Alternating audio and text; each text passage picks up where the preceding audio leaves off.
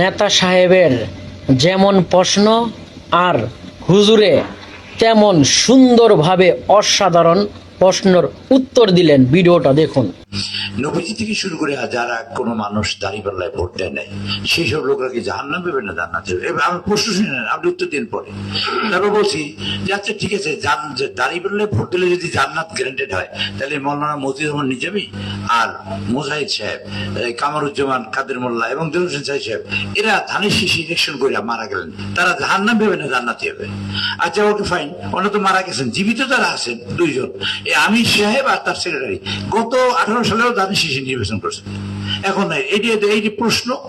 আর একটা প্রশ্ন হলো, এটা আমি জানতে চাই, আর একটা প্রশ্ন হলো যে কোরআন শরীফে বহু জায়গায় কিয়ামতের কথা লেখা আছে, সূরা কিয়ামা আছে, সেখানে বলা আছে যে কিয়ামতের মাঠে আল্লাহ সব ফয়সালা করবেন, যাররা যাররা কাতরা কাতরা যাবেন, সুরা জিলজিলালের শেষের লাইন। তো এইসব আছে, আল্লাহ সিদ্ধান্ত নেবেন কিয়ামতের মাঠে। সিদ্ধান্ত আল্লাহ যখন কিয়ামতের মাঠে নেবেন, সেই সিদ্ধান্ত দেওয়ার মালিক তো পৃথিবী কোনো নাই, একমাত্র রসুল আছেন কিয়ামতের মাঠে সিজদা করে থাকবেন। আর যা জানি আমি সেটাই বলছি, আমি কিন্তু মূর্খ মানুষ, এই ব্যাপারে আপনার মাফ করে দেন, আমি ভুলও বলতে পারি, যদি এটা মূর্খ হিসেবে আপনারা কেন নিয়েন না। অন্যান্য লাইনে আমি হয়তো চেষ্টা করি, কিন্তু এই লাইনে তো একবার আপনাদের সাথে তুলনায় খুবই মূর্খ। তো এখন সেই আল্লাহর সিদ্ধান্ত, জান্নাত দেওয়ার সিদ্ধান্ত কি কোনো পার্টিকুলার লোকরা দিয়েছে, আমার দেয় কিনা, এবং সেটা মুনাফিকি হয় কিনা বা সেটা মুশরিকি হয় কিনা, যে ওমান আমিনাল মুশরিকিন, আমরা কেউ মুশরিকের অন্তর্ভুক্ত নয়, কিন্তু পৃথিবীতে এই জান্নাত যদি দিতে পারে তাহলে আল্লাহ কিয়ামতে করবে কি? জান্নাতের লোক সব ডাকবে নাকি আমারে ডাকবে নাকি অন্য লোকরে ডাকবে যে সিদ্ধান্ত দেওয়ার জন্য? এইটা মুশরিকি কিনা সেটা জানতে চাই। আর 2-3 নম্বর একটা বিষয় প্রশ্ন ছিল, সেটা হলো এই যে এই দেশে সবাই জান্নাত বিক্রি করে, আমরা এই কত মানুষ আছে না মসজিদে বসে কান্দে, সবাই তাহাজ্জুদ নামাজ, প্রায় সবাই কান্দে, আমি ধারণা করি জান্নাতের জন্য। হ্যাঁ কোথায় আয় না কেন, খালি মাস্টারি কোথায় যায়, মাস্টারি কোথায় জান্নাত বিক্রি করে, সেই মাতারিরা জান্নাত কেন্দ্র টিকিট।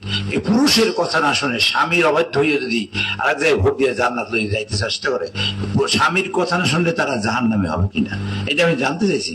যে তাহলে হলো কি, যে মহিলারা শুনলো না স্বামীর কথা, দিল এক জায়গায় ভোট, এই কেসি মার্কে ভোট দিল না, যে কোনো একটা মার্কে ভোট দিল, তারপর দেখা গেল যে সেই লোক স্বামীর কথা না শোনার কারণে জাহান্নামে গেছে, জান্নাতে যায় না। তো জান্নাতের টিকিট লইয়া জাহান্নামে যাইতেছে। এই দেশের সব মহিলাদের জাহান্নামে পাঠাবার কৌশল কিনা, এটা আপনি একটু বলুন, এটা আমার জানার দরকার, আমি জানতে চাই। স্যারকে ধন্যবাদ।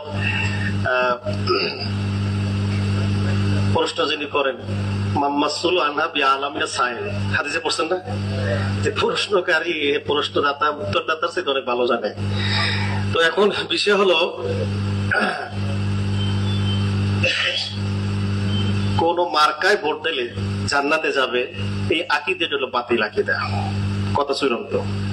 মার্কার সাথে জান্নাতের সম্পর্ক নাই, আছে ইসলামের সাথে, আছে ধর্মের সাথে। ধর্মের সাথে কর্ম মিলাইলে জান্নাত পাওয়া যায়, ইসলামের সাথে নিজেকে আত্মসমর্পণ করলে জান্নাত পাওয়া যায়।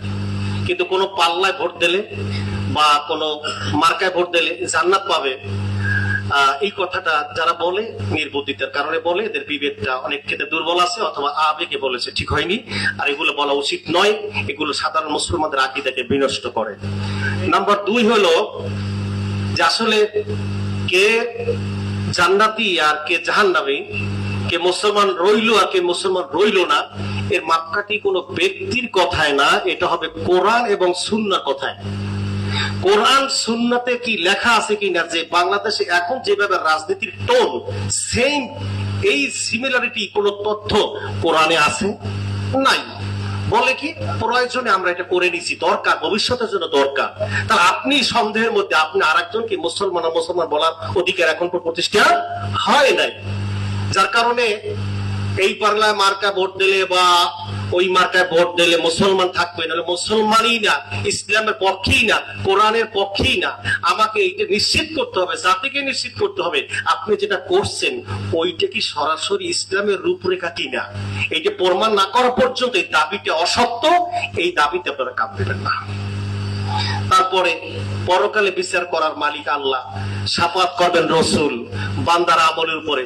ইসলামে বলছে কি, যদি তুমি জামাত চলে অজু কইরে নামাজ অ্যাটেন্ড করো। এখন জামাত ধরার কারণে, জামাত বড় নামাজ কায়েম করার হুকুম আল্লাহর যেহেতু, এখন উজুটা দরকার নাই, আর উজু পরে করবো, আগে নামাজটা কায়েম করে নেই, কারণ এটা তো আল্লাহর ফরজ বিধান।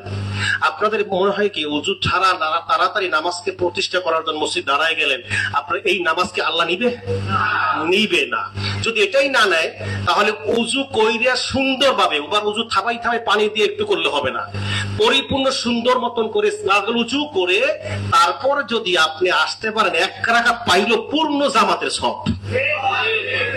আপনি ইসলামিক সঠিক ওয়ে যদি আপনি, এক কথা আগেই বলেছি, তাহলে আপনি অল্প আপনি একটু ইসলামের খেদমত করেছেন, ইসলামের পথে আপনি আগাইছেন, ততটুকুনি আপনি সব পাবেন, পরিপূর্ণ ইসলামের সব পাবেন। আর যদি আপনি উজু ছাড়া, উজুতে অশুদ্ধ করিয়া তাড়াহুড়া করে আপনি চলে গেছেন জায়গা মতন, আপনার ওই জায়গায় যাই ওর লাভ নাই, ওই জায়গায় যে যা করবেন তাতেও লাভ নাই, আর যা করেছেন তাতেও আল্লাহর অসন্তুষ্টি, আর যেখানে পৌঁছবেন সেখানে যাইও আল্লাহ অসন্তুষ্টি। এই ইবাদত, এই স্লোগানে আপনার প্রতি আল্লাহ খুশি হবে না, জাতির প্রতিও খুশি হবে না। আমি কোন দলকে ছোট করার জন্য কিছু বলছি না, মাসালার দৃষ্টিতে যে কথা সেটাই বলছি। অতএব আপনি কোরআনের পক্ষে থাকবেন, সুন্নাহর পক্ষে থাকবেন, ইসলামের পক্ষে থাকবেন, কিন্তু কোরআন সুন্নাহকে, ইসলামকে আপনি ভুল ব্যাখ্যা দিয়ে মানুষের মাঝে ভুল একটা আকীদা তৈরি করতে পারবেন না। তাহলে ইসলাম এই জন্য বলেছেন যে একজন কাফের সে হইলো ইসলামের সরাসরি শত্রু, আর একজন মুনাফিক সে হলো এর চাইতে মারাত্মক শত্রু। তা সরাসরি শত্রু চাইতে মারাত্মক মানে বলছে এ হইলো লেভেল ধরছে ইসলামের, কিন্তু কাজ করেছে কাফেরের সাথে ভয়ঙ্কর। আর কাফের সে জানে যে আমি কাফের, আমাকে দেখলে সে আমাকে প্রতিহত করবে অথবা আমাকে এড়িয়ে যাবে। আর মুনাফিক সে জানে আমি এমন ভাবে যাবো যে আমাকে চিনতেই পারবে না, তার মানে আমি সমূলে ধ্বংস করবো। রাসূল সাল্লাল্লাহু আলাইহি ওয়াসাল্লামের কাছে বলছে, হে রাসূল, ওই যে পিছে আসছে না জুব্বা পরা, লম্বা পাগড়ি পরা, জি ওটা আপনি চিনতে পারেন না কেন? ওটা মুনাফিক। আমি জিবরিলকে দিয়ে সকল তথ্য আপনাকে ফাঁস করছি। মুনাফিকের তথ্য ফাঁস করতে আল্লাহ জিবরিলকে পাঠান প্রয়োজন মনে করছে, তার কাফের বড় না মুনাফিক বড়? মুনাফিকই করতে বড়। ধন্যবাদ হুজুর, এত সুন্দর অসাধারণভাবে বুঝিয়ে দেওয়ার জন্য। সবাইকে হেদায়েত দান করুক, যারা না বুঝে